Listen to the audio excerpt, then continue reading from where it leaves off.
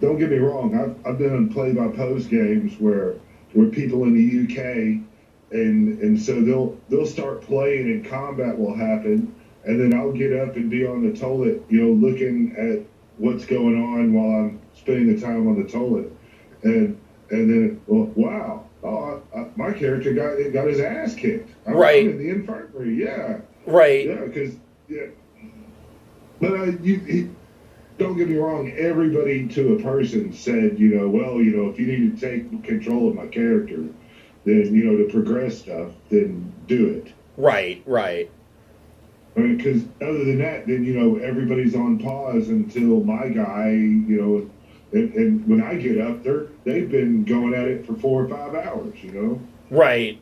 Yeah. My Saturday D&D game, there's a couple that plays in that game, and they frequently play each other's characters.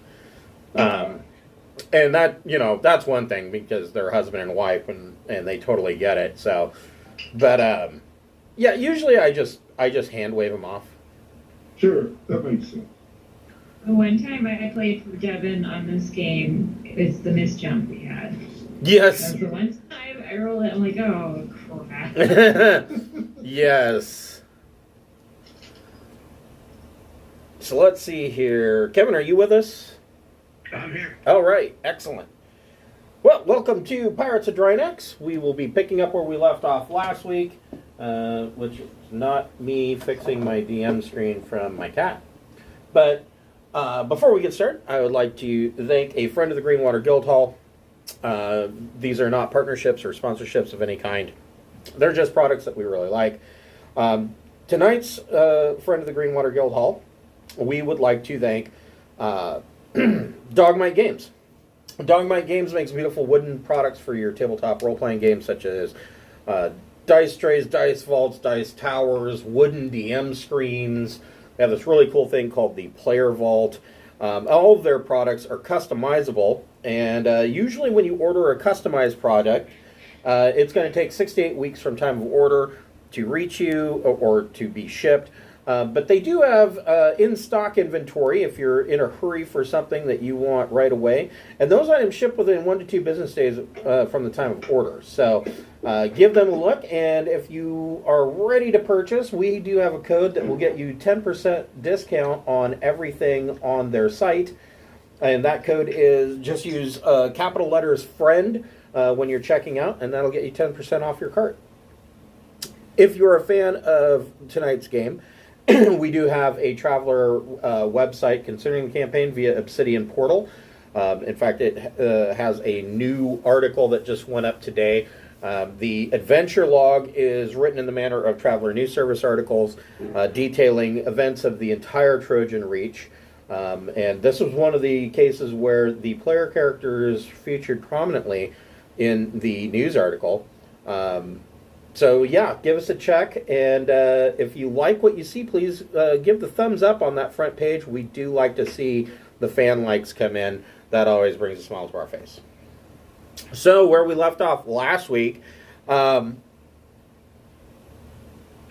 a bunch of stuff. So the Yggdrasil Joust was a G-Racer race, armed G-Racer race that at high speeds through a canyon that Ting and Rexar actually were able to win. They were the last men standing. And during the race, let me see here, make sure I get this all right. Yep. During the race, there were a couple of assassins hidden in the stands that attempted to take the life. Actually, they were successful in well, you're not sure. The Golden Queen went down, and that was clearly their target. And there's only a, let's see here. There is a hitman left. Yes, there's one hitman left. And just as this round begins, Ting comes swooping up in the... Oh, there's two hitmen left, sorry. Ting comes swooping up in the G-Racer. Now, the round is going to start with Captain Beth, who last game ran under the stands back into the betting area. Captain Beth, what would you like to do? Do you want to stay back there, or do you want to try to re-engage? The Hitman Sniper is still up here too, but he does not have a gun. I think I will stay where I am and try to alert the jousting champ of what has happened. Okay. While they were flying around. Okay. So you're radioing you're radioing Ting and Rexar and letting them know what's going on? Yeah, and being like, take some cover as best you can. Okay. All right.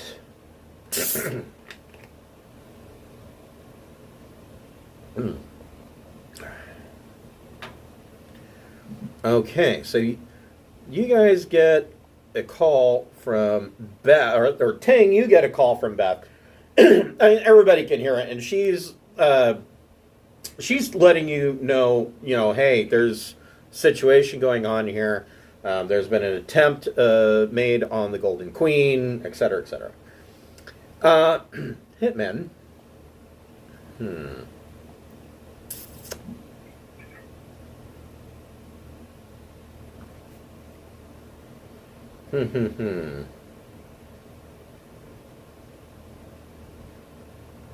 Well, none of our people are in immediate danger in any kind of way, right?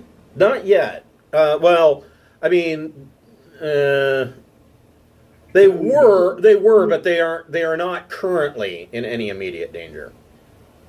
Okay. So, I guess I need to ask myself a question. This is one of those times where it's beneficent that you guys aren't actually sitting at the table, because you would see what I was looking at. And that is the wrong book.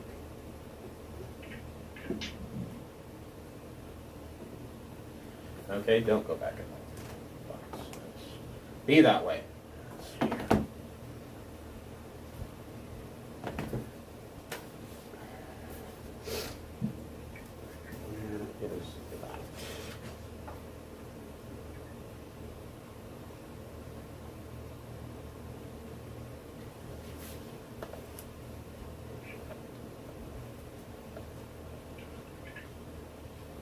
Beth, are we engaging these people, or are we just letting them do their thing? Follow your heart. Let your conscience be your guide. Okay. How hard would it be for me just to take the G-Racer to the Harrier? I have no idea. That's a good question. I mean, it's obviously you're not watching right now. No.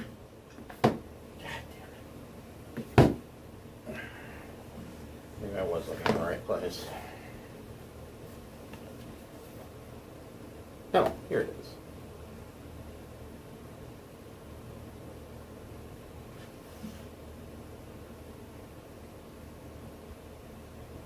Interesting.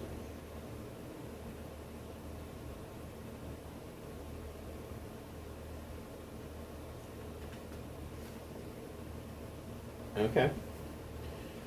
All right. Well, that answers my question. So,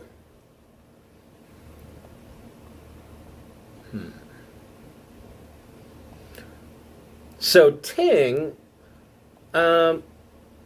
First, Ting, make a remote. Or I'm sorry, not remote. Make a recon plus intellect check. Oh, really? All right. Let me refresh myself. So this would be -2. All right. Here we go.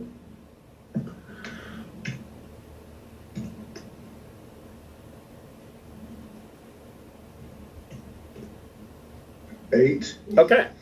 So you're still sitting in the G-Racer, and you're able to surmise the situation pretty quickly. There's this guy standing out here, and he clearly is armed. He has a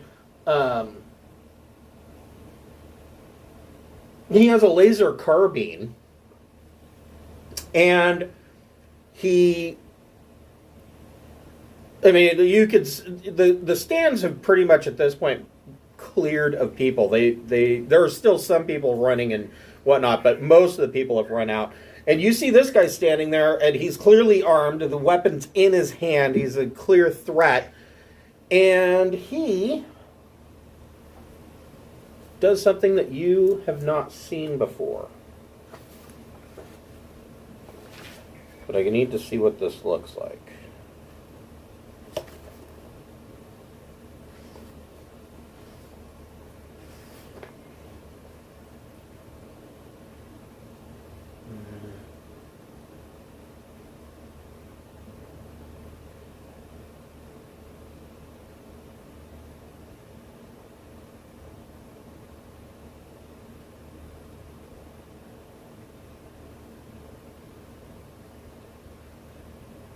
Interesting.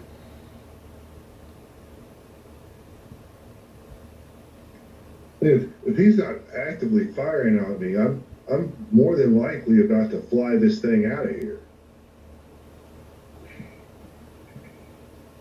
Unless that's not a possibility. I mean, This doesn't... Well... oh, wait.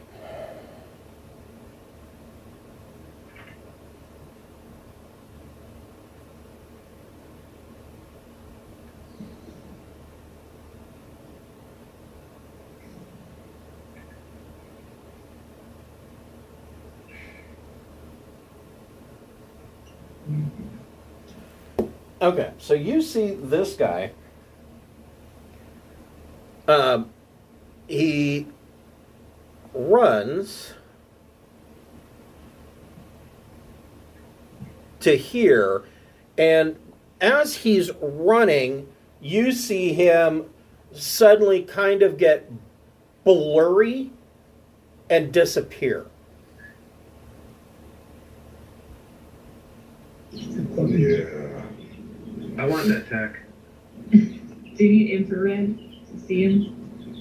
I mean, I could scan probably and find him, but I mean, if we're not actively engaging in it, and I was told to follow my heart, I'm not even really going to stop the G Racer. I'm wanting to go up and away from the entire arena. I want to take it to the Harrier. Okay. So a couple of things. First of all, you won't be able to take it to the Harrier because the Harrier is docked up on the high port, and you guys are on the surface. The G Racer can make it to orbit, and that's where it stops. So that's one thing. The second, and I'll double check this. It might be an issue. What is its shipping weight? So it's shipping, it only weighs 3 tons for shipping. So, I mean, you could stick it in your cargo hold if that were a possibility, but you can't get to the Harrier because you're on the planet. All right, then I will scan. I will do an active scan. Well, just hold on a second. We'll wait till we get to your turn. I'm sorry. I was under the impression it was my turn. No, not yet. This other hitman, he's not going to do that yet. Mostly because he's hurting. He is going to shoot at this Queen's Guard. And he hits with a +1.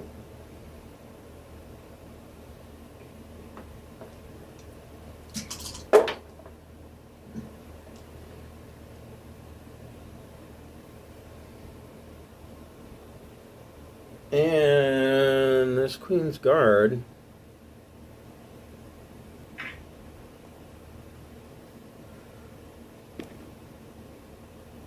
goes down, actually. Okay. Are all the guards dead? That guard is dead, and this guy is going to run to here. Are the hitmen the new queen now? No. No. Keith Clark, you ran under the stands back towards the other side of the gaming area. What would you like to do? You're going to stay there, or are you going to head out as well? I think the right thing to do is to head for the elevator and get out of here. Okay. Okay. Ox, what would you like to do? I want to cash in my ticket. We obviously won. That's true. That is true. I mean, there may be some confusion on that with all the shooting and stuff, but Right. Yeah, I mean, so you're up here I don't know in... if I'm going to be able to do that, but I'm going to try. So you're up here in the stands. You could technically make another athletics dex check to get over these chairs and put you down here, and then make another athletics check to jump down here, which would be, let's see here.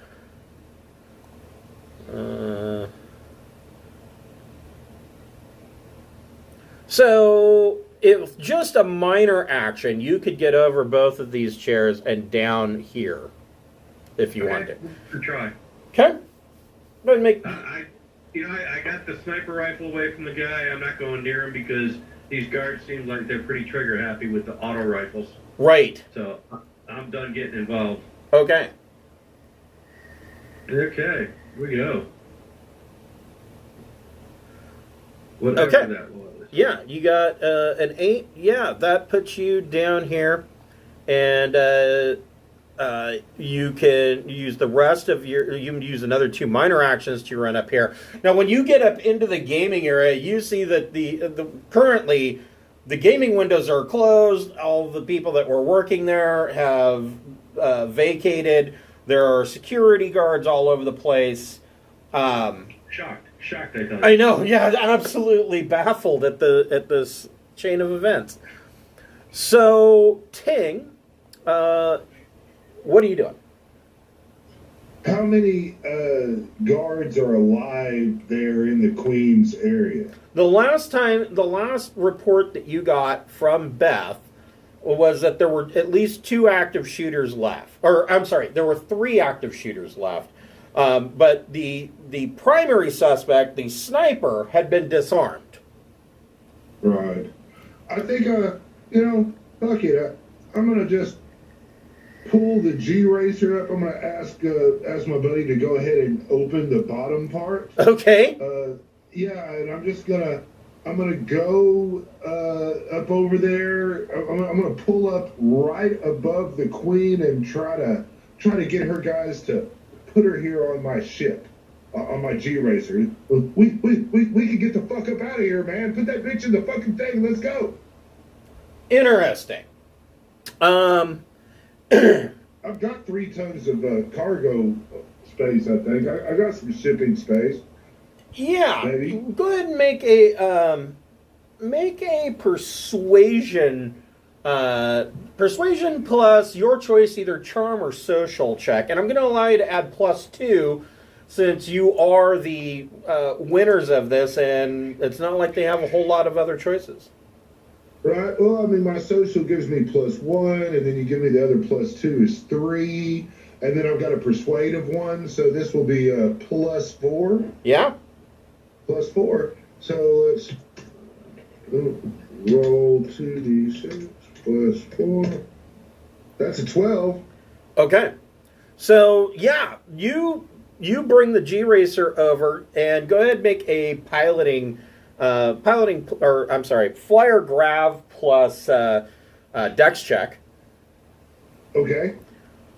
And can I use the +2 that the controls of the G-Racer give me as well? Yes. All right. 13. Okay, so Rexar reaches down and pulls the queen up. She is tore up like bad. And Rexar pulls her up and says, "Go, go," and you take off down the track. I mean, Damn right. I don't know where else you're going to go, but you take off down the track and, away from here. Correct. We will, as far as how that plays out, we'll just do that theater of the mind. The Fair enough. Queen's Guard. This guy is quite pissed off that one of the Queen's Guard has been killed. He is going to run here, and he's going to take a shot at the fleeing hitman.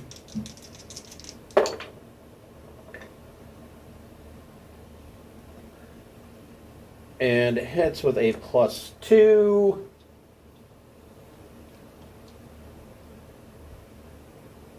On burst.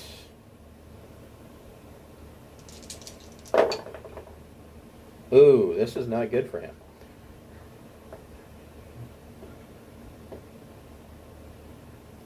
Yikes.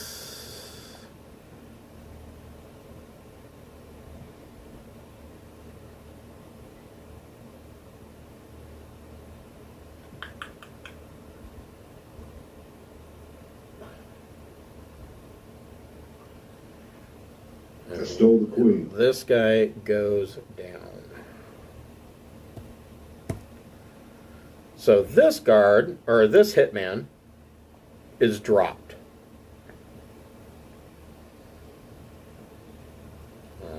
That is the end of the hitman. The sniper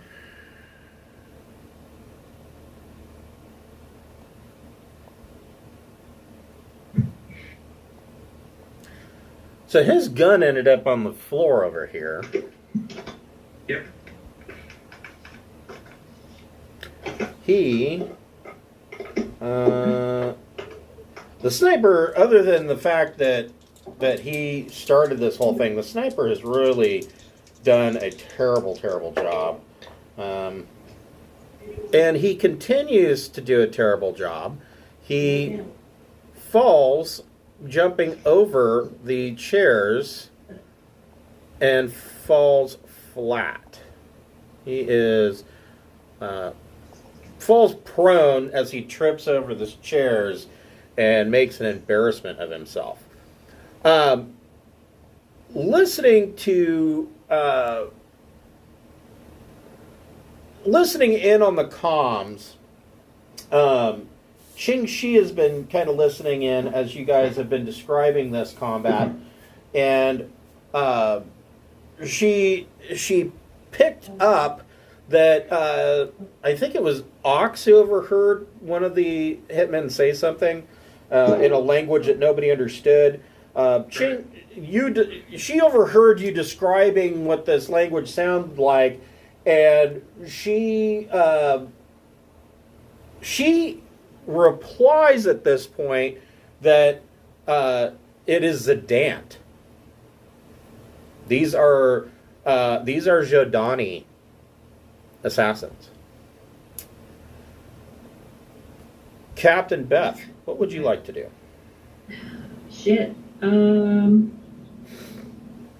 I guess, is there any way for me to get picked up by the G-Racer and try and duct tape the queen back together?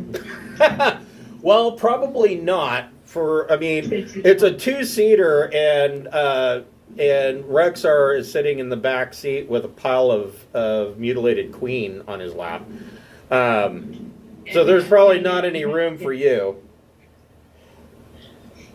I'll announce the time of death then, because I don't know what else to do. You're just okay. I better write this down for when they come back. Go ahead, Kate, real quick. Feed the dog. Okay. Okay. Why would the Shiddani want the queen dead? That is an excellent question. I hope we're not totally screwed for having taken shots at them. Well, I mean, it's not like you guys are friends with Shiddani. Okay, I didn't know if it would make us worse enemies or something, I guess. Well, there's been, and I don't know how much of her backstory that Ching Shi has let everybody else in on. She is of Shiddani descent, and it's looking more and more like what she remembers of her youth was that she ran away and escaped from the consulate and boarded a trader and came to the Spinward Marches, and she signed up and joined the Navy, etc., etc. But now it's coming to light that it's more likely that those memories were actually implanted, and that it was originally an intention of the Shiddani consulate to make her kind of like a Manchurian candidate. That she's a sleeper agent of some kind, but she went rogue, deciding to leave the Imperial Navy. She has become a pirate, so she has gone outside of the bounds of what the Shiddani consulate originally had planned for. And now she's starting to get some of those memories back, and there has been well, I don't know if she's told you guys this, but so you remember when you guys came back to the ship and there was a whole bunch of stuff that was messed up, but nobody had been there? Yeah, I do. She regained some of her memories from a note that was left for her. Wow, that's really cool. But she's not... Can I get memories back that way? I know, right? If only. Where did I leave my keys? Can somebody leave me a note? So she's not entirely sure, at this point of what memories are real and what are implanted, but she is starting to gain back some of her original memories, and that hasn't really changed her focus. It's not like she's going to suddenly become a secret agent for the Shiddani consulate, but it is concerning to her, and this is why she knows Zidant. She recognized that language. As far as what these guys are doing here, or why they would try to assassinate the Golden Queen, is a bigger question that even she has no answers to. Is all this conversation going on our open comms? Well, like I said, this is what you guys know so far, and I don't know how much even really of that. And it's not like I really gave away any major secrets. Well, I mean, I have a translator program. Okay. And so, I mean, I might be able to communicate with the assassins. They aren't going to communicate back. Well, I mean, I've got something they want. Well, yeah, but do you? I mean, looking in your rear view scanner and seeing in the back seat what Rexar is holding, you're not sure that you have much of anything that anybody wants. Maybe next of kin, but she is still breathing. Rexar can vouch for that. So Beth, what would you like to do? I want to radio Rexar to rub all the makeup off her face and give me like a rough. How old does he think she is?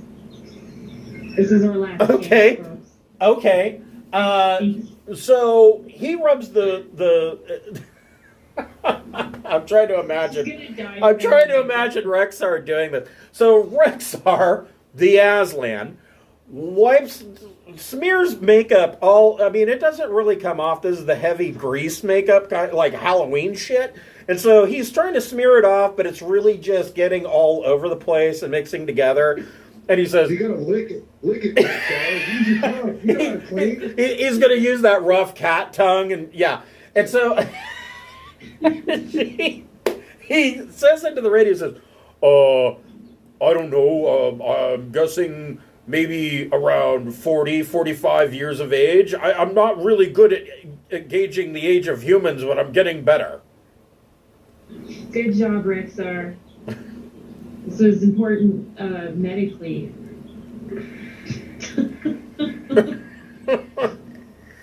Sweet. So is there anything else that Beth wants to do with this newfound information? I mean, I'll put it on her tombstone somewhere that she died 45 years old and without makeup on. Okay. I'm sure she'll love that. Keith Clark, is there anything you would like to do? So you now see Ox, and you guys are pretty much standing in the. You two are the only ones standing around. Everybody else that's left is running and kind of freaking out with waving their arms. But did anybody ever? So when I say everybody's right, did anybody ever play the video game Syndicate or Syndicate Wars? No. So, I'm back, by the way. You what? I'm back. Welcome back. So the Syndicate Wars was hilarious because you played these four corporate enforcers that just carried chain guns with them, and you would go around the city and try to stop the criminal element. And so these four guys would just open up with these chain guns. And as soon as you did that, the non-player character civilians would all run around at random. And half the time, they would turn around and run back to the scene of the crime and end up catching fire or getting shot anyways. And they'd all be running around, waving their hands and freaking out. And it was... I love that game. So that's basically what's happening. And Keith and Ox are the only ones standing around not doing anything, kind of looking at each other. So, Keith, what would you like to do? I stepped away for a second. I don't know. We need to pass the custody of the corpse off to somebody. I guess we're gonna stand aside while everybody evacuates and tramples each other. Okay. And then figure out what to do with the queen's body after that. Do I have anybody to communicate with to tell them? You can radio Ting and tell them to bring her back. The assassins are. Yeah, I can tell them the assassins are dead. Okay. I was thinking of there was these power-ups on the course, and if I believe some of them were Medipack health things. I was gonna go to one of them. Was what I was thinking. Okay. I just ran the whole course. I'm sure I looked at the power-ups as we went by. Unless she really wants me to bring them back, I'll do my thing in character. So the queen is still alive, and I'm thinking I could probably get one of those Medipacks if you want me to try to keep her alive. But if you want her dead, sure, I'll come back right now. Well, I mean, you know that Beth is also a medical doctor.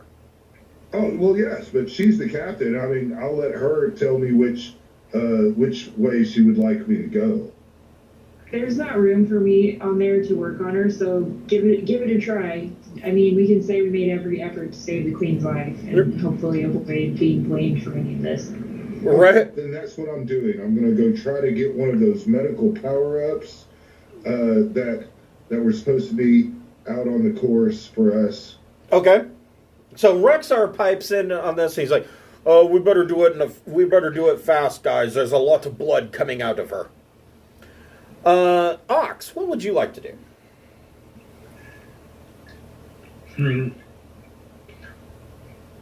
I guess there's nobody to talk to about getting my ticket read. No. Hey, it's important stuff. Your gambling debt is a gambling debt. I have a problem if you haven't noticed.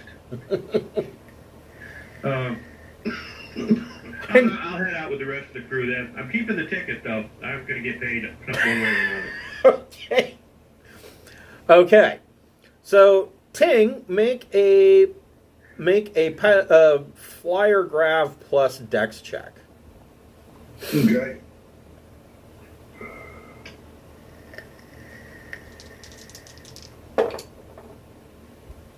Well, Perfect. And Rexar got a 13. And he grabs a med pack and he hauls it up. And it's basically just like a little tube, like you use at the drive-through for the bank.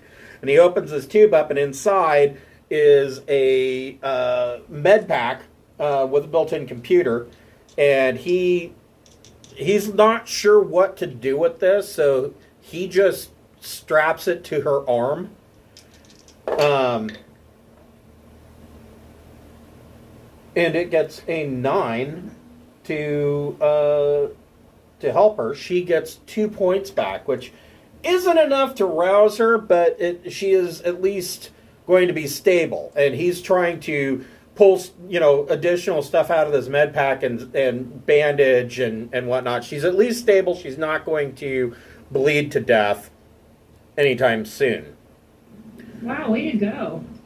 yeah. So I will now return. I'm going to land. However many turns it takes. I'm gonna take my time Okay. so I don't wreck. And I'm gonna just land right there on that big area, right in front of the kind of the apex of the Queen's little thing. Okay. That's where I'm gonna head, just so that way we can open up the hatch and get her out, and let Beth decide if she wants to suffocate her or bring her back. You put a pillow over her face. It's too late for her. Hold on. This will be this will be more humane. Yeah. This is the King of Drinax's cousin, right? Well, probably. Royals are all interrelated. There's a lot of interbreeding that goes on there. But they all refer to each other as, a cousin emperor. Even if there's no actual blood relations, they all think that they're, they should be treated equal, and it's clearly not an equal system.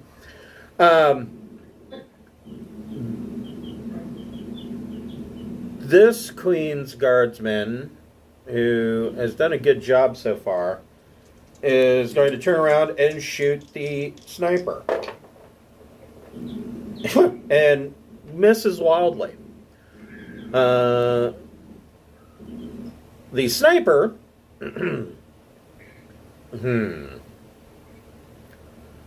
uses his minor action to grab his sniper rifle. He does not stand up.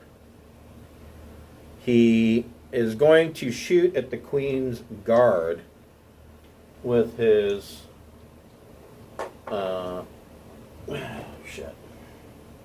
with his sniper Gauss rifle.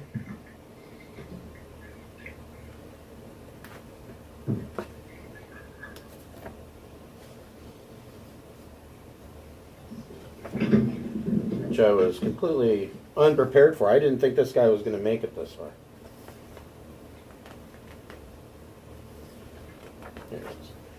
All right, Gauss sniper rifle.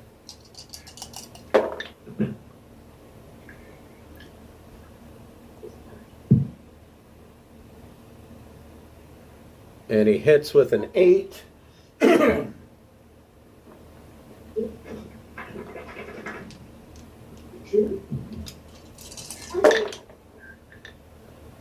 Ooh.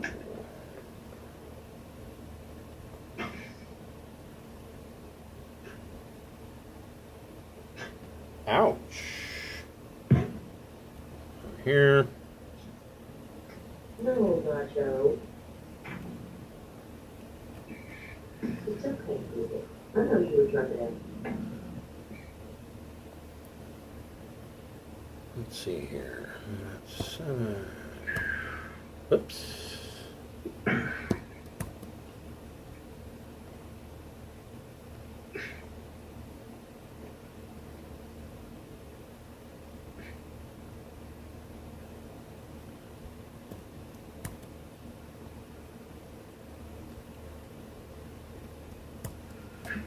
Okay, so he hits the Queen's Guardsman and stays where he's at.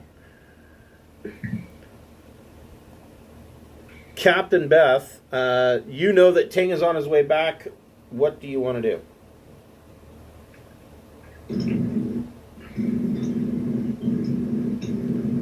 Let's see. Start creeping up cautiously. Probably kind of hard with people leaving. So, I just heard that shot go off, right? Right. Oh, shit. Okay.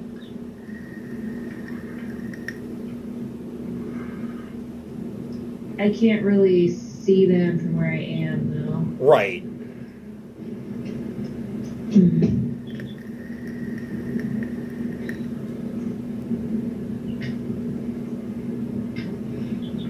I guess I could.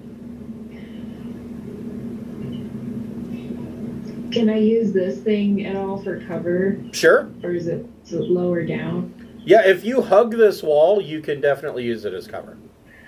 Okay, that's gonna be my plan to hopefully not get shot by the sniper. Okay, so I would say that is to hit you. They're going to be at like -3 to hit you, and the stone wall. I mean, it gives you +8 bonus armor, so you are pretty much covered. Keith, Okay. what would you like to do? You and Ox are still standing around looking at each other, and the gambling booths are closed. Nice. Sniper apparently has his gun back, huh? Yep. All right. Great. I don't know. What do you think? Well, the Queen's alive, and they're gonna be en route here. And so they'll either unload her and immediately do her in. She only got like 2 points back, or we'll get rid of the sniper and revive her to some extent. So that's kind of the options. Should we head back to the booth then? Yeah, I guess back towards the booth. I'm gonna follow along Captain's lead again. Oh, you're gonna take cover on the other side? Take the cover on the other side, yeah. Okay. Okay.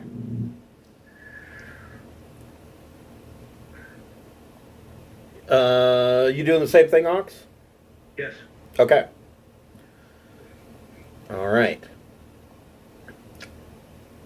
So with 3 minor actions, you can move 18 meters. I would say that puts you like right next to Keith.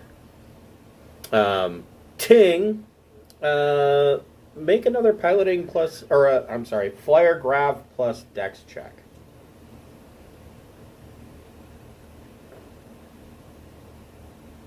Okay. Also, as I'm doing my approach, can I go ahead and scan this area and maybe get a lock on that sniper? Sure. Go ahead and make an electronic sensors check. All right. So I need to do a piloting to come on in, and I need to do my sensor. This will be so electronic sensors plus intellect and flyer grav plus dex. Yeah, I'm looking at. So I've just got a 0 in the sensor because it's electronics, right? Okay. Yeah.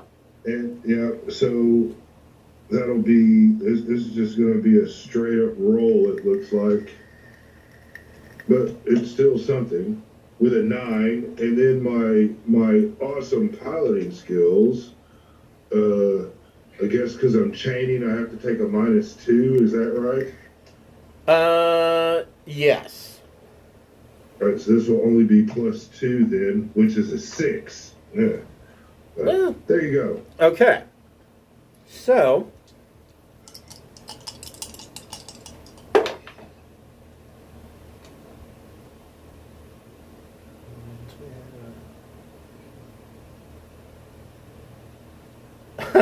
So that is still enough for Rexar to fire the the medium laser and hit the target lock, and this guy is pretty much vaporized. I mean, there's like a pink cloud left where he was standing, but that is pretty much the end of him.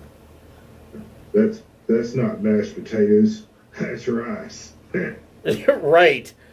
Gotta ride with it as a catchphrase now. When someone really gets just thrashed.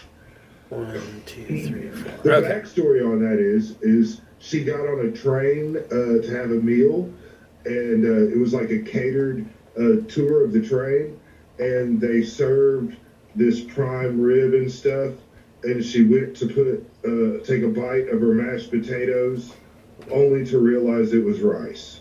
Ah. And now it's to live on an infamy. Yes. Yeah, now it's a catchphrase. So, I mean, yeah. I'm into it. Yeah. So, Ting comes in for a landing, and it's a little bit rougher than he thought, and the racer doesn't glide in smoothly. He hits the ground and kind of skids and slides to a stop. It's not enough of a bad piloting check for him to crash or anything, but it's enough that the racer's banged up enough to where it probably is going to need some work before it can be flown again. But all of the threats are now gone. We are out of initiative. So I guess the question then is, Beth, are you racing to the G Racer to work on the Queen? Yeah, I like a challenge. All right. So you can go ahead and make a medic first aid, or a medic plus your choice, EDU or intellect check for first aid. 10. Okay. Good roll. She gets back another 2 points. Yes, another 2 points. She is stable. When you look at her, the areas that have been wiped clean of face paint, her skin is as white as a sheet. She's lost a lot of blood, and she is still unconscious, but stable. The Queen's Guard show up and with a stretcher. They get her on the stretcher and move her away as quickly as possible. The captain of the Queen's Guard thanks all of you for your assistance in this harrowing time, and he tells you that currently the high port is completely locked down, so no ships are going to be coming or going as such. So to just wait it out, he's sure that as soon as they get things under control, you'll be able to be on your way. And he turns to Ting and Rexar and he says, "I'm sure that there will be a ceremony commemorating your win." But it may take a day or two.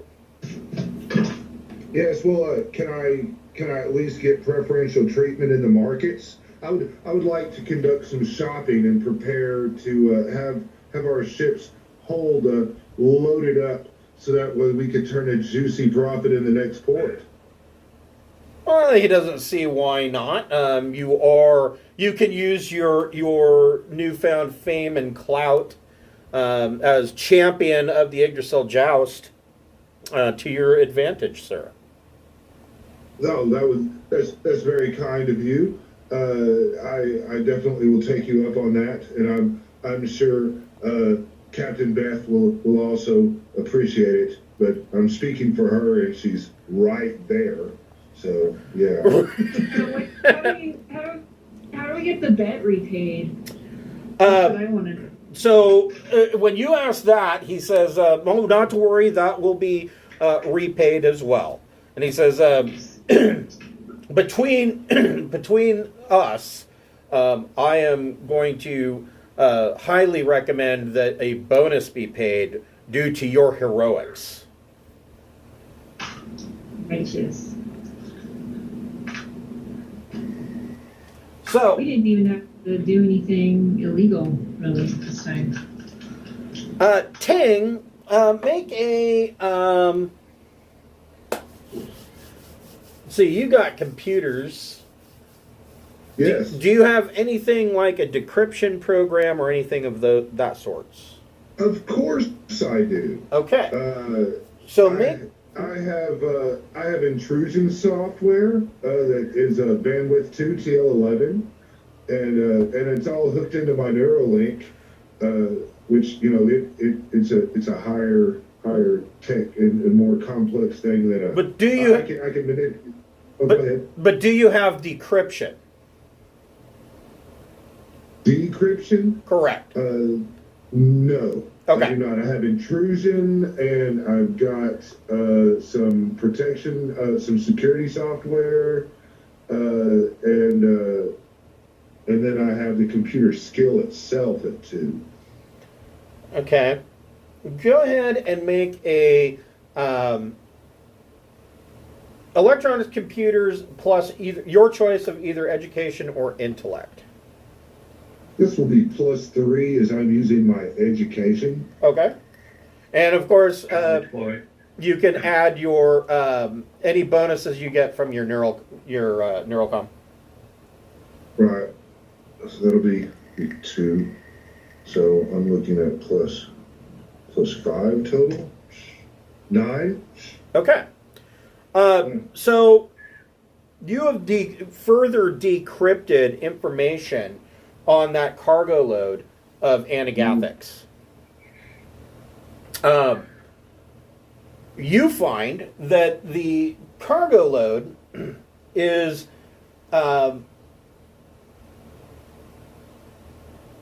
being shipped out on a Galoof class mega freighter named the what was the name of that?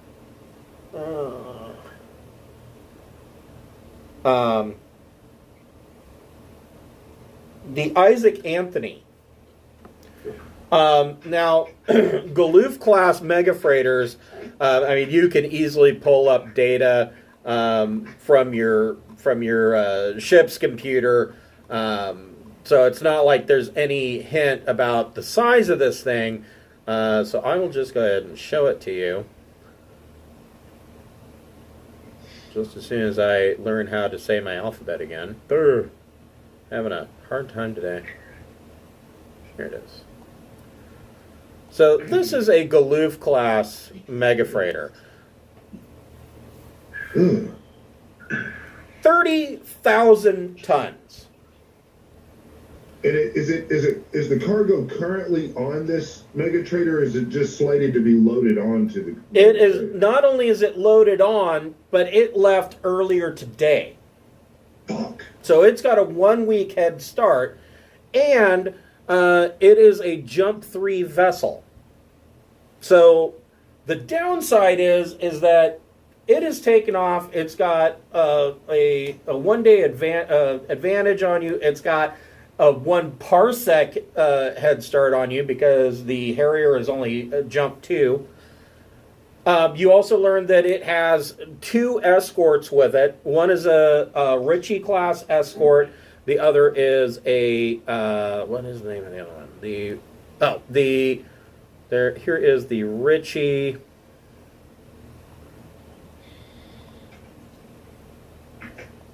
This is a Ritchie class escort.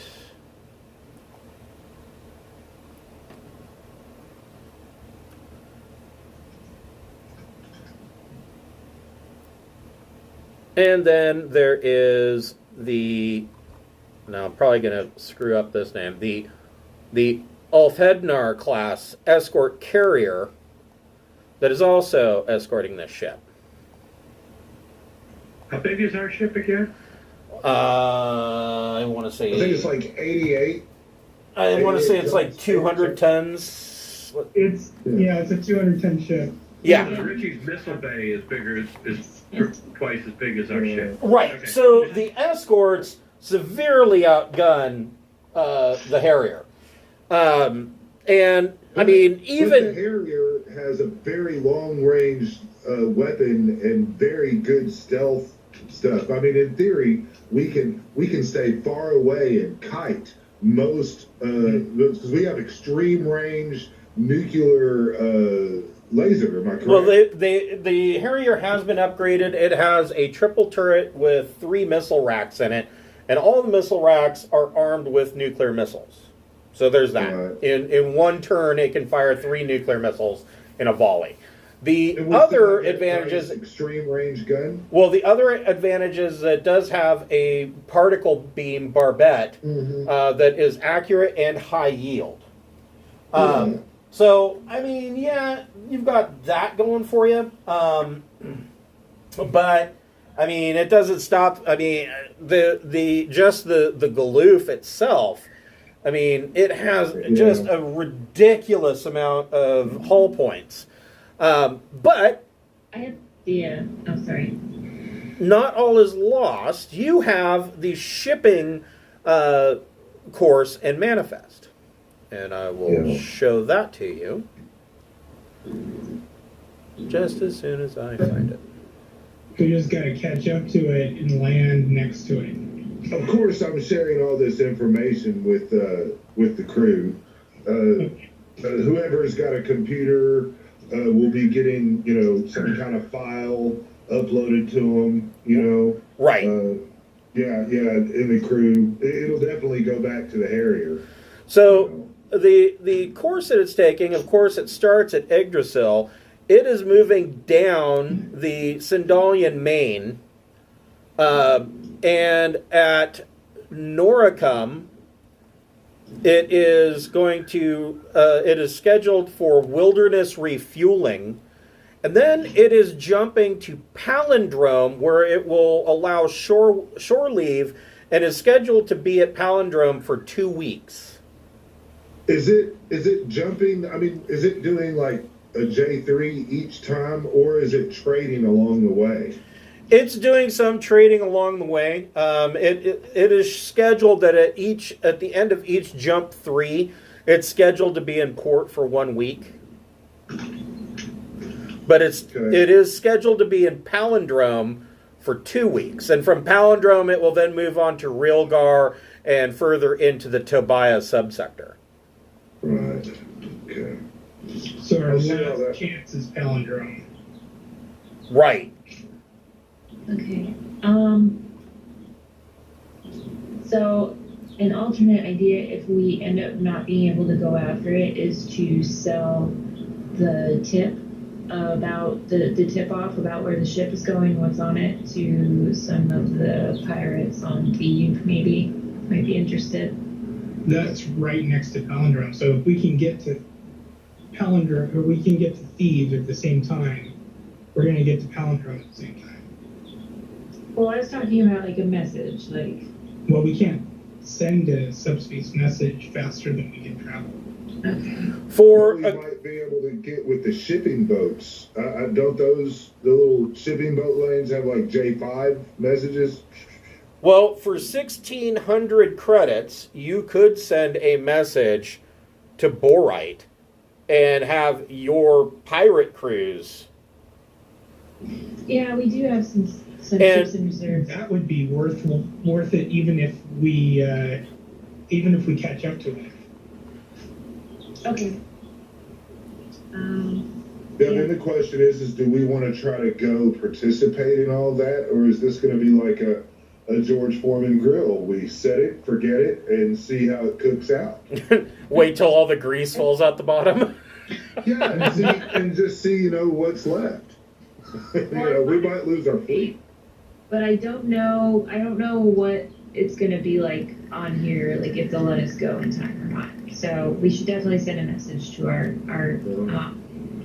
So yeah, so there are reach couriers, especially here on Yggdrasil, being at the end of the Dust Belt trade line, and they are Jump 5. They are J5 ships. So yeah, they can beat it getting to Borite, and that would tell your pirate boys to attempt to. Now, the question is, do you want them to attempt to intercept them at Palindrome, or do you want them to try to intercept before? They should try and get on board when it's landed. Okay. So meet them at Palindrome then. Yes. Okay. So what you know about Palindrome, who wants to make a computer's library check? I can if nobody else has the skill, but Yeah, you got the best skill. Go for it. Sure. oops. So Sure that are. is symbol. Do I get education too, or Yes. that's what I'm talking about? There's a 9. All right. Shitty, I'm getting okay stuff. Bonuses. So, information that you pull up on Palindrome is that the planet is, well, it's kind of a shithole. It's mostly barren. It only has 25 to 30% of its surface is covered by seas. It has a very thin atmosphere, so walking on the surface requires, at the very least, a respirator. There is one settlement. It is a domed city called Astrago. And Astrago is this is right in the library computer. Astrago is well known as a clearinghouse for stolen goods and a way station for travelers. Excellent. We'll fit right in. It says the library computer says everybody in Astrago works for Lady Yamar.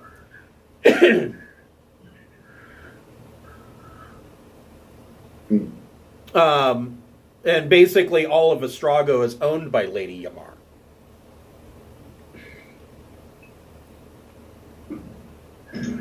So do we know anything about this lady? Make another computer plus education or intellect check. Sure, I can do that. Oh, you're doing it? Cool. Sure. Here's the dice. That's a 9. Good job. Okay. Yeah. You find information that Lady Yamar is a former pirate who, with the money that she got from her ill-gotten gains, set up the colony of Astrago. You also find that she, at some point, was severely wounded in a pirate raid that exposed her to an experimental bioweapon. All of her organs except her brain have been replaced multiple times, and even her brain requires constant maintenance and augmentation. She travels to Thieves several times a year for medical treatments. That's really interesting. You know, we also have imps around. We could possibly tip off that these guys are going to try to smuggle the agonautics off into Imperium space, and if they might trigger on that, call them pirates. You know, the old boy that Osk was gambling with. You know, they're pirate hunters. Well, here's the rub of that though. So this ship, the Galoof class mega freighter, is going to park it at Palindrome for 2 weeks for shore leave. Now, this Galoof class trader is a Imperium ship owned by some mega corporation. It's not like, and I mean, there is, like, right up here, there's Rilgar. There's a naval base at Rilgar. So the Navy knows what's going on at Palindrome and is kind of... From what you guys can understand as your time as pirates, is it sounds like there is an under-the-table handshake going on between the Imperial Navy and Lady Yamar. Very similar to what you guys ran into on Thieve, where the Imperial Navy just seems to leave Thieve alone.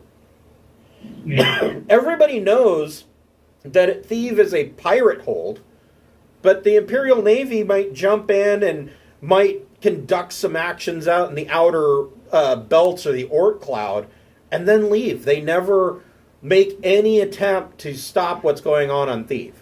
A similar situation appears at Palindrome, where, here an Imperial mega freighter is going to allow shore leave at Astrago.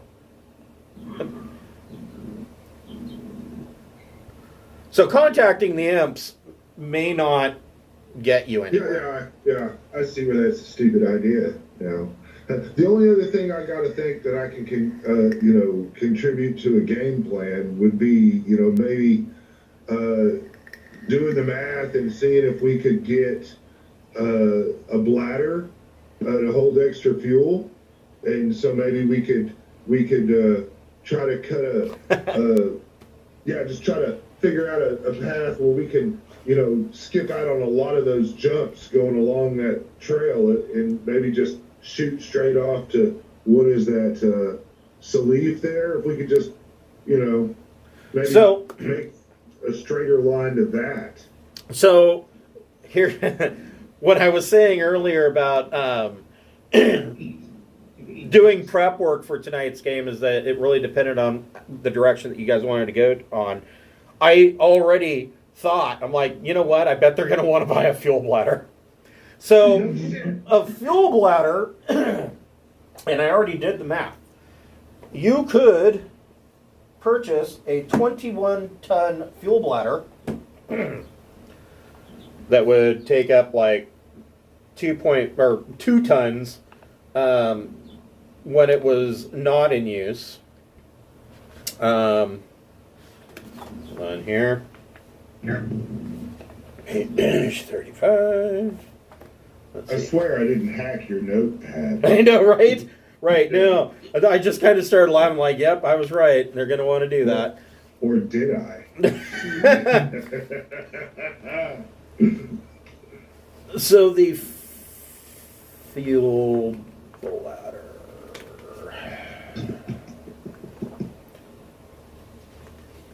And the math works out that 21 tons of fuel gets us, what, a J1?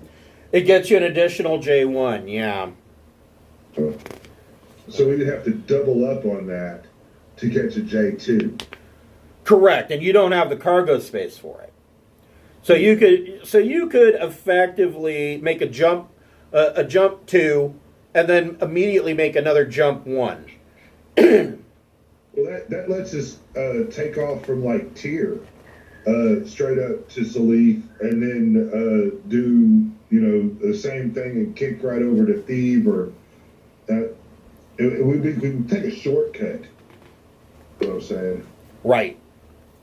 Well, it's either that or we're going to have to figure out something to get across that span to Palindrome and Thebe. I mean, a J2 from Nocturne.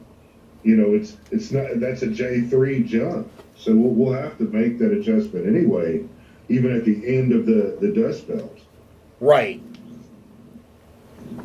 We actually can get there anyway.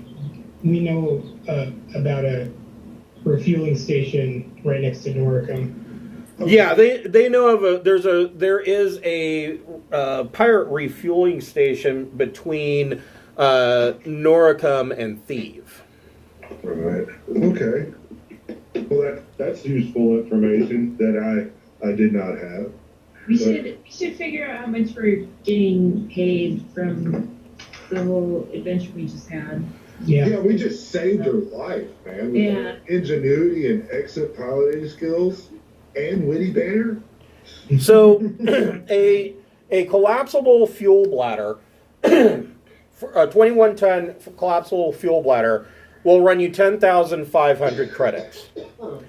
Can I try to get that discounted a bit? You know, with my expert brokering skills and you certainly can. You can, if you want to try brokering, you can do that. I got a broker of 2 and Use a social bonus of +1. What's your charm bonus? +1. I have a 9 in charm. Okay. So use a broker, your choice, either social or charm. And you can add an additional +1 to that because you are the champion of the Yggdrasil Joust. All right. Well, that's wonderful. So this will give me a +5 to my broker roll to try to get us a good deal. I'm non-violent, but I can roll a 15 when I'm trying to sell or buy. That's a 15. Okay. So, they will sell that to you for...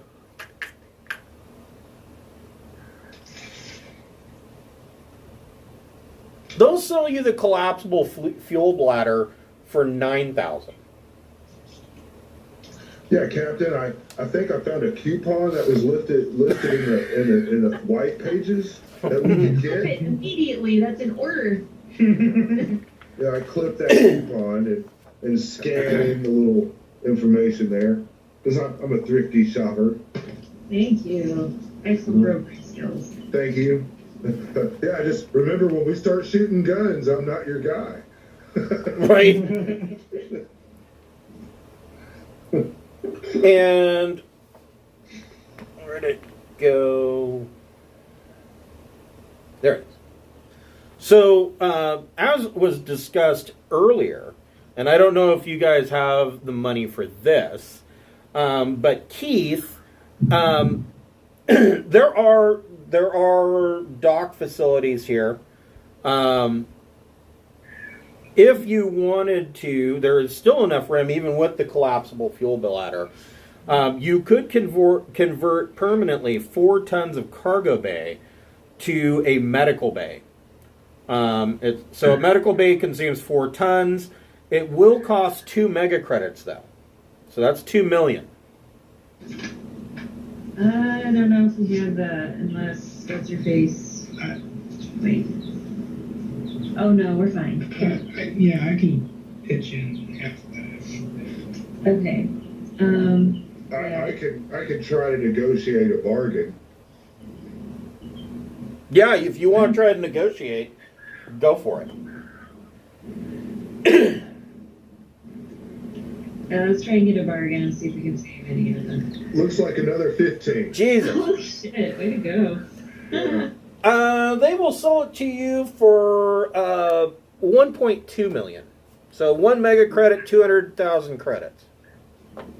I am able to take that out of the ship fund. So this will solve some of your previous issues with having to stick somebody in a low berth until you can get to a hospital facility.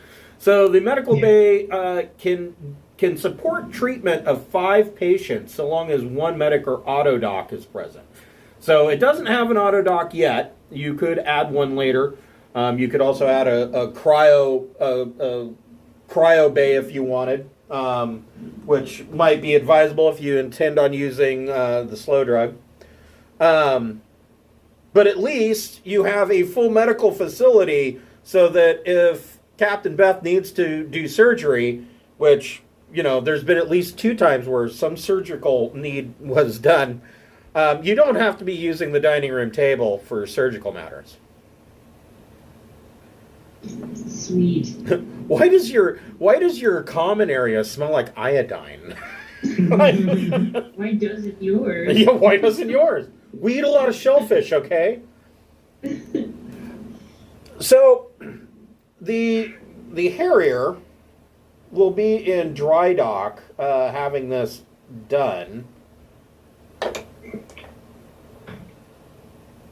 Can I try to advocate for us to get faster service? That was actually really good. They will get started on it immediately. The technician, the engineers here say that the med bay and the med bay and the collapsible fuel bladder should be installed within 6 days. Okay. Sounds about how long we're probably going to be stuck here anyway. Right. So, Ox, you are contacted, and the Joust Gaming Commission has contacted you with an apology that it was impossible to fulfill your ticket at the time. They are fulfilling that ticket now, though, and they transfer you over your winnings. How much did you win? So you bet for win. That would have been, and it was 14-1 odds Ooh, on a 2,000 credit bet. So that means I got 14,000 back Yep. from my 1,000 investment. Is Correct. that correct? That is correct. That sounds great. Gambling, it's a lifestyle. Which means that Ox made back 28,000. Yep. I Yeah. like that. Good job, Ox. You really. I don't think we would have won had you not bet on us. You're what really put my lead foot over the edge. Yeah. I thought of you when I really maxed down on that boost. When Rexar dropped you, that man. bomb, you were in our thoughts. Yeah. And we were almost in as much danger in the stands as you guys were driving. Right? Oh. Yeah. So, Ting, you said that there was some shopping you wanted to do, aside from upgrades to the ship. Shopping, is there anything that you guys want to try to purchase on Yggdrasil? Now, Yggdrasil, let's see here. Oh my god, my eyesight. That's better. Let's see here. Yggdrasil.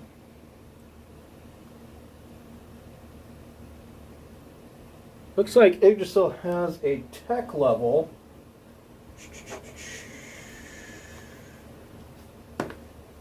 That's the wrong button. Well, I'm wanting to hit the speculative markets and buy tonnage in bulk, not Well, necessarily. you're not going to have any room to move it. Well, I mean, I'm just talking. I could invest in expensive. So, I mean, in theory, if I put 1 million credits down on 1 ton of nuclear stuff, I could fit that on the ship, couldn't I? yeah, you've got 4.1 tons of cargo space left currently. How many was that? 4.1 tons. Okay, so is it okay if I use 2 of those to do my own personal stuff, Captain, just to try to trade as we move along? Sorry, the captain just stepped away for a moment. Just a second. Can you repeat that? Oh yeah, I wanted to know if it was okay if I used 2 tons of our cargo space to buy stuff and sell stuff as we move along. Yeah, you got a really good broker skill, so that seems like a good use of space. Yeah, so I'm looking for very valuable cargo that I could buy by the ton. So preferably something that I think would probably hit nice on our next stop. I guess our next stop is going to be what? Combe Lot or whatever? Oh, yeah. Calendro. CONNAUGHT, maybe? That's a Class D. That's a small one. It's probably going to have crap port. But, I mean, that's the J2 from here. Yeah. Oh, okay. Yeah, Connaught. Yeah. There's a 291-540. I don't think anybody's traveling there.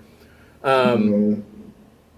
Your best options for trading, honestly, if you're trying, probably not so much, maybe some passengers, but probably more in the trade goods. You'd have better luck trading at tier. Yeah.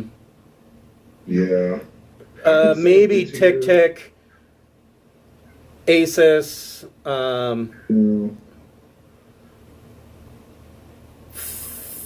Phoebus would be a good spot.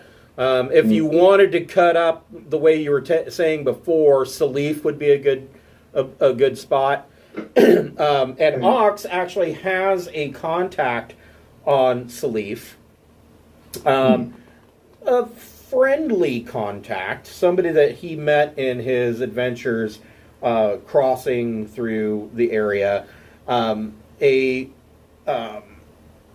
3D video holostar named Zazzy Tizzle is currently the ruler of Salif. Yeah. Zazzy Tizzle. I remember that. Zazzy Tizzle. Zazzy I Tizzle. spaced that name. That's crazy that I would forget that. So- It made me laugh hearing it. So, Ox, do you have the core rulebook? Mega Traveler 2? Yes. No. Well, no. So Ox. Drinax? No. What about Ting? Ting, do you have? I'm sorry, Ting. You're the one doing the speculative trading. Do you have the core rulebook for Mongoose Second Edition? Yes. So Yes, I have the. if you go to the trade goods chapter, if you look, I'm in the update 2022 book on page 244, but there is a D66 chart. You can roll D66. I will let you roll D66 4 times, and you can pick a cargo Okay, so I'm gonna. for up to gonna 4 roll. tons. All right. Okay. So I'm rolling 6d6. You said. Nope, D66. So you're going to roll 2 6-sideds, and you're going to roll them like their percentage. Okay. And then consult that chart to see what kind of cargo is available. And you can make that roll 4 times up to 4 times until you find a cargo that you want to transport. All right. Well, let me get my 4 rolls in, and then I'll shop off that. So Yggdrasil has an average tech level of 8.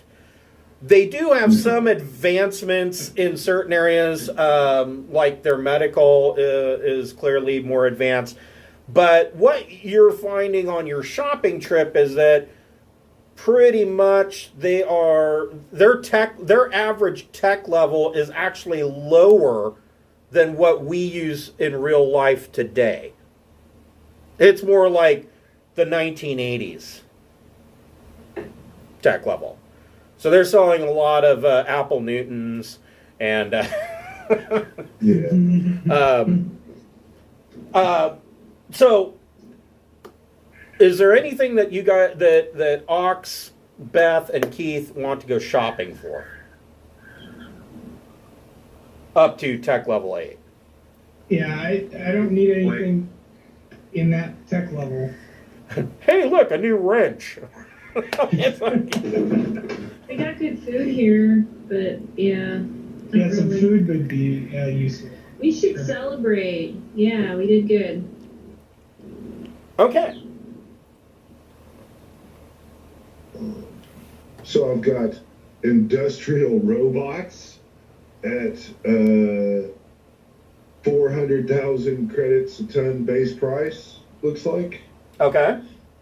So those would be the first thing I rolled. I'm just kind of letting it be known. You guys carry on, and I'll just announce what I do in kind of in the background speaking, if that would be good for you. Sure. I mean, industrial robots are probably something that would sell well on almost any world. Yeah, it might be hard to beat that, but I have a 32, a 43, and a 25 that I want to see what those are before I commit. You know? Yeah. Is that That's it. 33 is live animals, Right. 32 is cybernetics. Yeah, the advanced vehicles would probably sell real well at 25. Those are a little cheaper. Most certainly. Especially on some of these lower tech worlds. Yeah. I don't necessarily have enough money to buy that. I'd have to ask to use the ship funds to make the purchase. Well, I mean, everybody would gain from this. So, Yeah. you name what you want, and you can take, excuse me, you can take 1 ton of each if you wanted to. How about 2 tons of the vehicles and 2 tons of the robots? I mean, the robots are kind of expensive, but they got to sell well. Industrial robots, and Let's see. and everybody likes vehicles. What? Anybody have any input? I mean, Which one was the industrial robots? Oh, no, I found it. So, so industrial robots, so that would be 800,000 for 2 tons. yeah. And I don't then have that kind of cat. advanced vehicles. That reminds me, I need to reimburse you for the Singagram. That was critical to our victory. So Oh, yeah, that was right around $3,000 is what I'll turn in. I'll say it was more, but I'm not gonna look back at what I had. have you itemized your receipts? Sure. Okay. But I mean, if you're wanting me to invest ship funds to try to make us money as a ship, then I'll definitely have to come talking to you on some of these higher end items. If not, I'm gonna have to buy something that's lower end, But So, I mean, I'll probably 2 tons of advanced vehicles is going to be 720,000. yeah. Do we have access to that kind of money? They'll probably sell well. Yeah, if we feel like there's a good chance of turning it around, we can definitely do that. We've had some pretty big scores in the past. So I think I can. I mean, unless anybody has a problem with it. So your total for those 4 tons, your total would be 1.52 mega credits. Ooh, gosh. But, Okay. but wait, I get to roll a 2d6 plus 5. That might change that because I'm a broker, right? I got a 9, so that should come down a little. So that'll come down. That total price, they can come down to 1 mega credit. If that's too much, what if we just get 4 tons of vehicles would severely lower that? I mean, that's a drastic cut in the cost. Because the vehicles are a lot cheaper than the robots. Shit, if you guys are going to do trading, this is the only legitimate work this crew's done. That's true. That's right. Yeah, I mean, Are we aiming for like half a mega credit or something of spending? That seems like. yeah, that sounds good to me. So he's got it down to one mega credit. If you were to just do the 2 tons of vehicles, they could. If you did 2 tons of advanced vehicles, they would sell it to you for 500,000. Okay, cool. Let's do that. So that gives you 2 tons of advanced vehicles that you can sell. You Yeah, can these, break these, it. this is part 25 on the trade goods list. Their base price is 180 grand. We need to get more than 2 tons for 500 grand.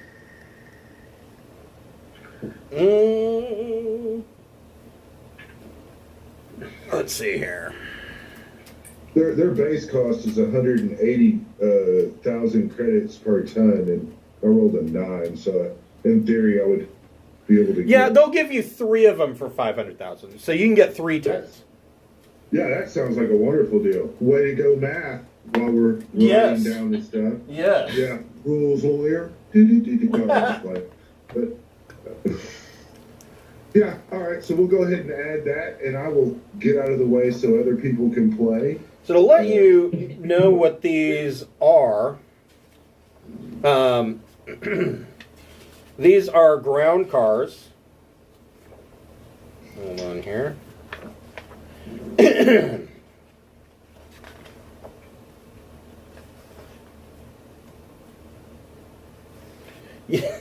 You know what would have been great is if in the vehicle handbook they put the vehicle section in alphabetical order. That would have been tits.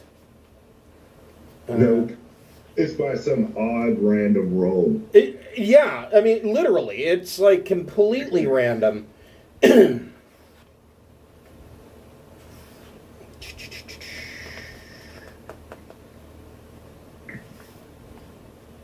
no way I could get a third 15 in a row. God, we'd have made a lot of money on that.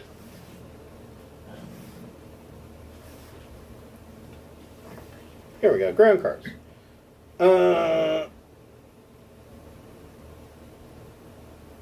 Yeah, you end up with 3 small ground cars. It says their shipping weight is 3 tons each.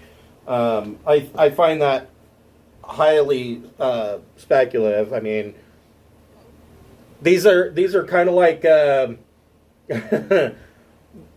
about the size of like, you know, a smart car, and there ain't no way you're gonna tell me the smart car weighs 3 tons. I think I can pick up a smart car myself. I don't need a jack. Here, let me pick this up and you can change the tire.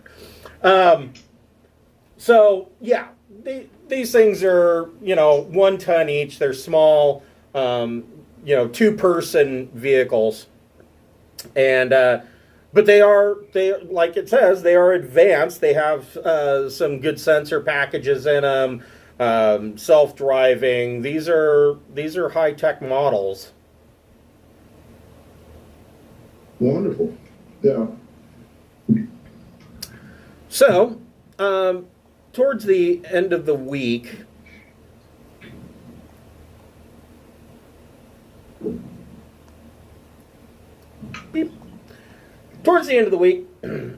you are all called into the Yggdrasil throne room up on the high port. And you walk into the throne room and you see that there is a young woman sitting on the Yggdrasil throne. And as you enter, the 4 of you are called out as you're Captain Beth Smith of the Capri Sun, emissary of the Kingdom of Drinax, Chief Engineer Keith Clark of the Capri Sun of Drinax, Ting Hansen of the Capri Sun of Drinax, Ox Asgain of the Capri Sun of Drinax. Please bow and kneel before the Regent, acting Queen of Yggdrasil. And this young woman, she looks like she's probably 16 or 17. She is not dressed at all in the finery that the Queen was dressed in. She's wearing more like a pantsuit business attire. She's not wearing the heavy makeup. Her hair's kind of up in a messy bun. And she says, no, just rise. She says, first of all, I want to thank the four of you for helping my mother, the Golden Queen. She says, it means a lot to us. She is currently in a coma due to her injuries, but if it were not for the captain and for Ting and Rexar's quick actions, my mother would be dead for sure. So at least there's a glimmer of hope. Everybody make a Recon plus intellect check.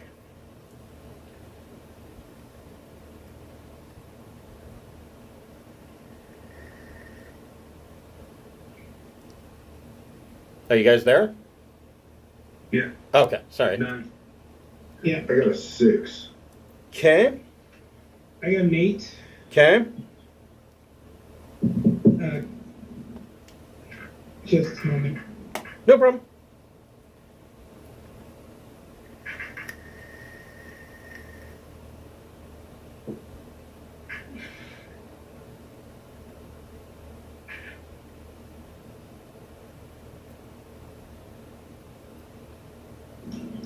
Captain got a 12. Okay. So, Beth, Keith, and Ox, you get the distinct impression that this teenage girl, number one, you get the feeling like she's not very close to her mother. She's not really showing any emotion. But you also get a feeling like she's fairly shrewd. She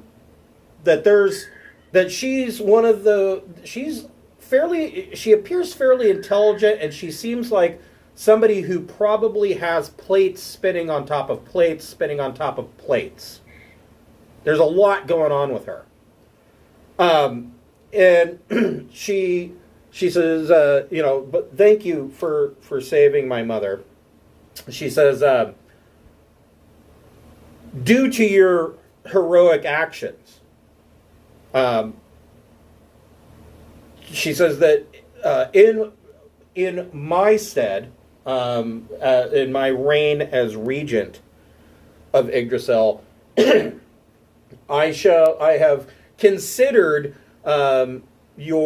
your pleas to my mother concerning her use of the term Empress of Sindal in exile. And while if something happens to my mother and I am to take the throne of Yggdrasil as the new Golden Queen, she says, I will continue to use the terminology, but I want it to be as a friendly gesture. I want to have a friendly relationship with Drinax. And if this new kingdom of Drinax is to come into being, I would readily sign any kind of trade agreements between Yggdrasil and Drinax. Well, it's something. She also says, Ting, Hansen, and Rexar, please step forward and kneel. I'll step forward and kneel. She pulls out a sword, and she comes over and taps each of you on the shoulder and knights you as Star Dragon Knights of Yggdrasil. All right. Both Ting and Rexar's Soch can go up by 1. Ooh. That is amazing for me, because that puts me at 11. Wow.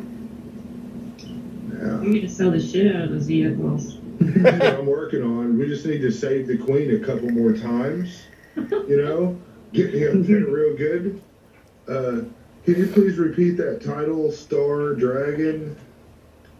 It's Star Dragon Knight of Yggdrasil. And for the You spelling spell check. Yggdrasil? Yeah, I'm typing it out in the chat.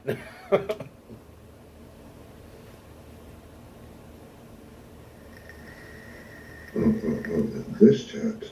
Yes. In the Roll20 chat. Yeah, looking. There we go. And just a simple cut and paste. Will do wonderful. Because I'll need to remember my title, I'm sure. Start. She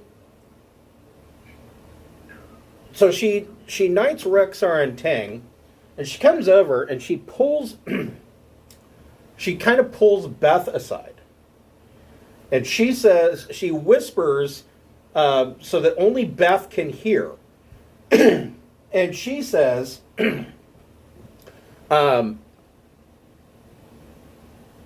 tell Princess Rao that our deal is almost concluded.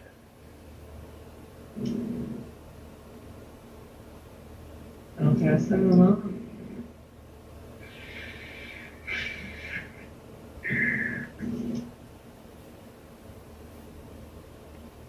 So Princess Rao is King Oleb's daughter. She's actually the one who came up with the original idea of having pirates bouncing around in the Commerce Raider to somehow create a new kingdom for Drinax. And Princess Rao is kind of shrewd in and of herself. But evidently, this tells you there was some kind of deal or communication between this 16-year-old regent and the Princess of Drinax. That's some spicy gossip right there. Right.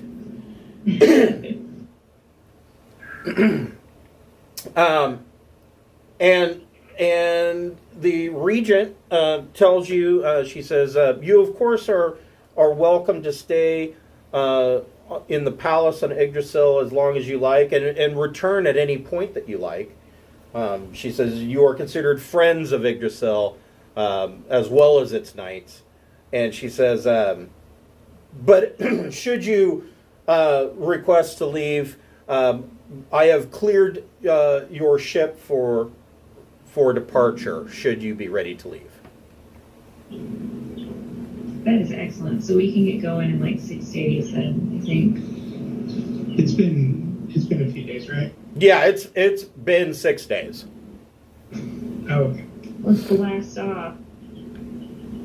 So I did an update.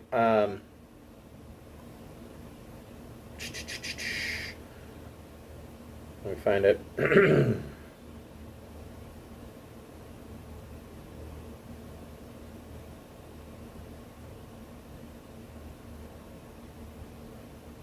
Did I not?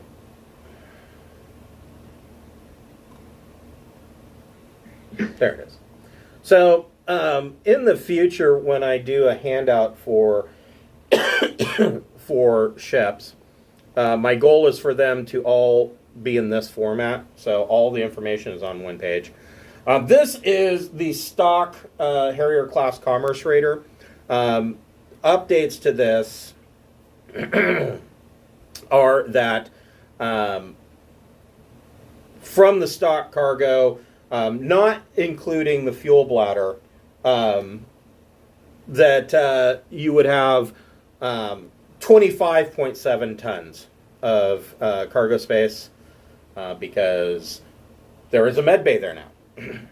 Also, under weapons, there is a triple turret with missile rack ×3, and those are nuclear.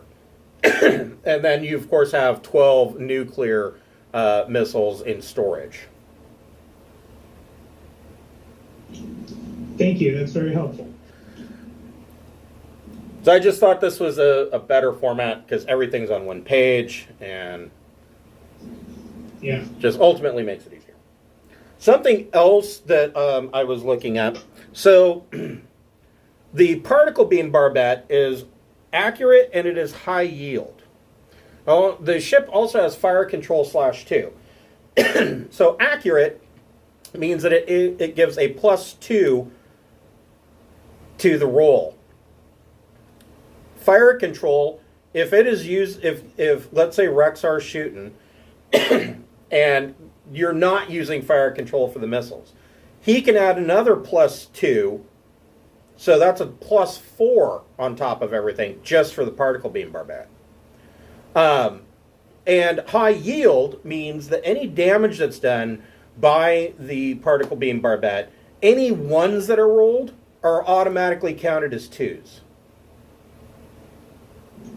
That's very Wow. nice. Yeah. Okay. Yeah. There's a lot of experimental tech in the Commerce Raider. Yeah. Awesome. So,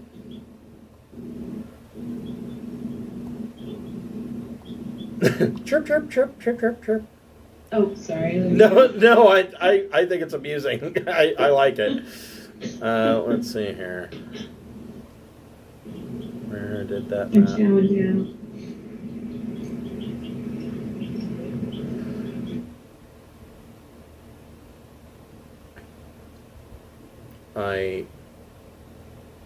There it is. I was going to say, I just had this map. I know I didn't delete it. All right, so from Yggdrasil,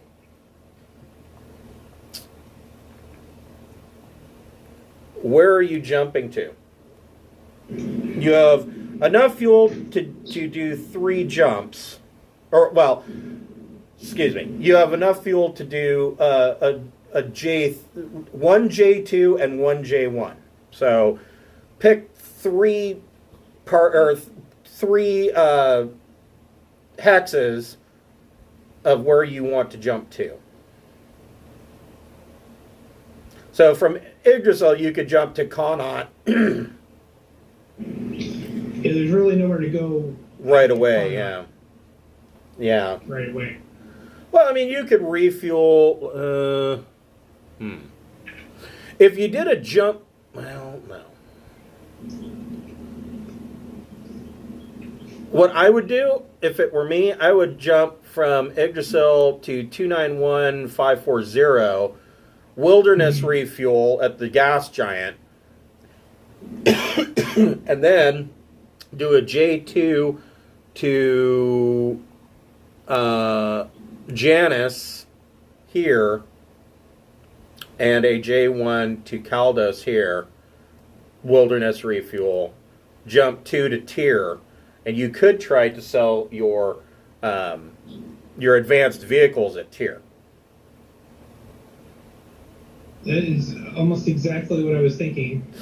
So, yeah, that sounds great. Okay. All right.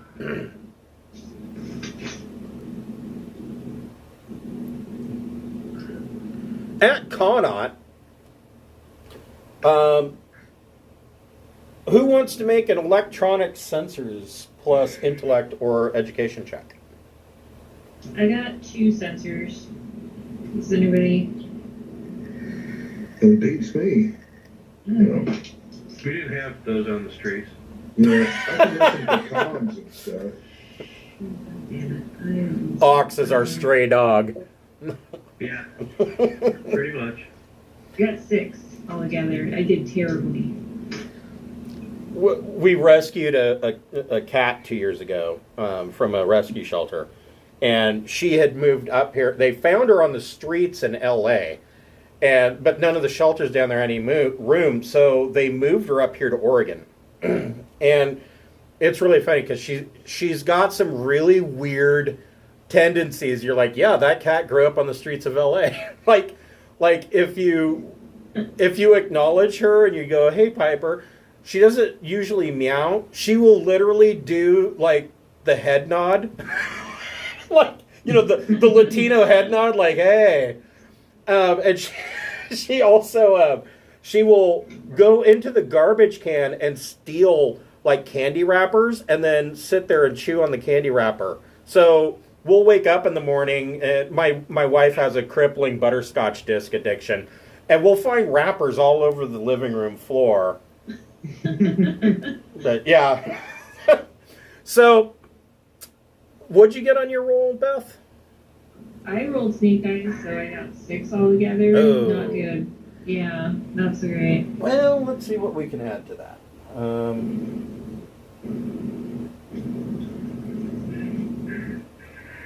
So advanced sensors, that bumps you up to a 7. Okay. So you didn't find anything at Conon. And So, wait a second. I thought we went to 291540. oh, right. Sorry. Yeah. So yeah, you don't find anything at 291540. It takes about a day to refuel because you can process 40 tons of fuel a day, and then jump to Janus. Go ahead and make another sensors plus intellect or education. +1 for advanced sensors. 8. Okay. On the edge of your sensors, you pick up a Type K. Is it Type K? A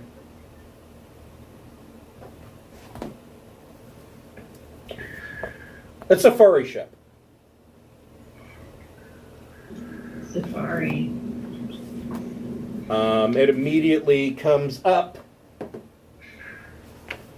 And I say immediately, the computer is turning pages. Yeah, I was right. See, don't teach me to question myself. Let's see here. This is what comes up on your sensors.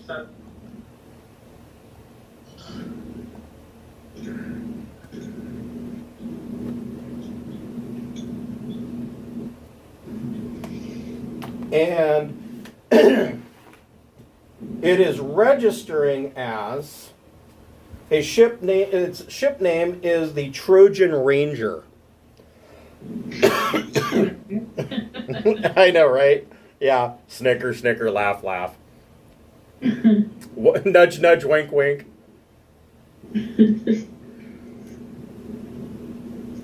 You don't have a visual, but what you're picking up from your advanced sensor package, this ship looks like it's pretty well maintained. Whoever's flying this thing probably has some money. It looks like it's got some pretty good maintenance records. The other thing that you know is that a lot of safari ships are outfitted more or less as bigger and faster yachts. So this ship could be a good prize. We have an in with trying to sell them vehicles, and then if they don't want them, we can steal the ship. That's true. You also still have another ton of cargo space if you wanted to pirate them and loot them. Yeah, that's true. Okay. Or you could just ignore them and continue to head on. A yacht cruises by? That's pretty hard. Pretty hard to ignore. We are in a hurry, though. Oh, we are. But if we... Okay. Are you ever in so much of a hurry that you can't pirate somebody? I mean... Yeah. Remember, a real pirate never takes anything from others. Okay, Disney.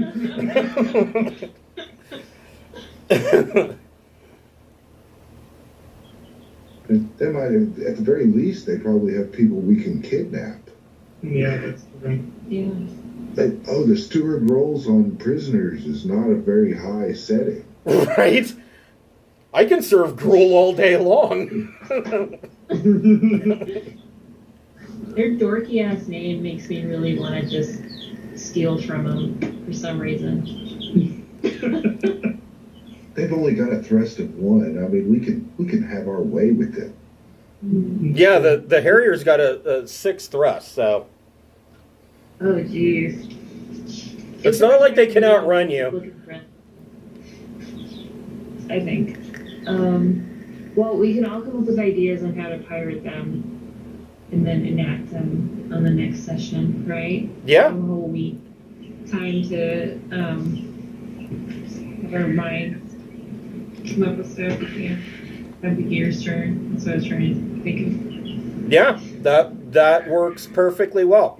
So we will go ahead and pick this up next week with placing you guys on the interior map of the Harrier, showing where you guys are and what you are doing. And we will get to doing some piratical activity. No saving lives. Right. Do we get training during these weeks of jump space?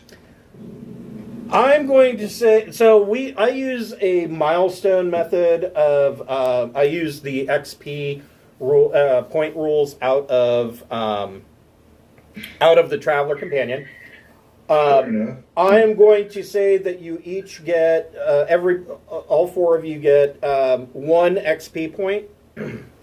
Now, XP points, 1 XP point, it costs, to get a new skill at level 0 costs 1 XP point. To raise a skill from 0 to 1 costs 1 XP point. And then from there, it starts to exponentially rise. So like 2 XP points to go to rank 2, 3 to go to rank 3. Our house rule is you really can't have a skill over 4. Because it just starts to not make sense. Sure. I mean, 4 is like you are contacted from all over the sector because of how good you are. Yeah. I'm going to go ahead and use mine for recon. That's a good idea. Yeah, because I suck. Yeah. When we first started playing, I was like, what is the perception skill in this game? And then I discovered it was recon, and everybody was like, shit, that's my dump stat. So, like, nobody was getting recon rolls, so that was a quick fix. Yeah. So yeah, there's my experience, and I don't have to ask about training anymore. I just wait for experience points. So I like that. So if you need to look at the chart for XP points and whatnot, it's in the Traveler Companion book. You guys should have access to it on the file server now that it's magically decided to start working again. And so, yeah, you can look it up there. Yeah. Actually, I think I'll, if we're going to do this pirating in space, maybe I should learn how to use a vac suit. That's not a terrible idea. You got to zip it up, right? Right, yeah, and make sure the helmet is clamped on. Okay. Yeah, I'll go for vac suit 0 with my 1 point. That would be an excellent idea. Yeah, it seems like a good choice not to take minuses. Right, yeah. Yeah, I always tell people, like, if you are creating a traveler, remember, you don't really want a -3 to when you need to use a vac suit. Yeah. That's not lying. And pretty much the downside of vac suit is that everything gets a -3 while you're in it. Yeah. I mean, that's a definite case of the shit rolls downhill. Yeah, you're not lying. But cool. All right. Thank you very much for the game. You're very welcome. I will see you guys next week. All right. What's the name of our ship?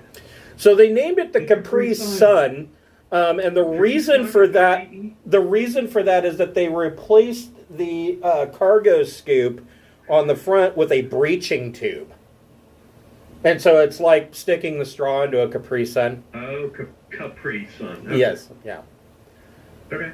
yeah. Just wondering. That and the captain likes to wear short pants, but you know.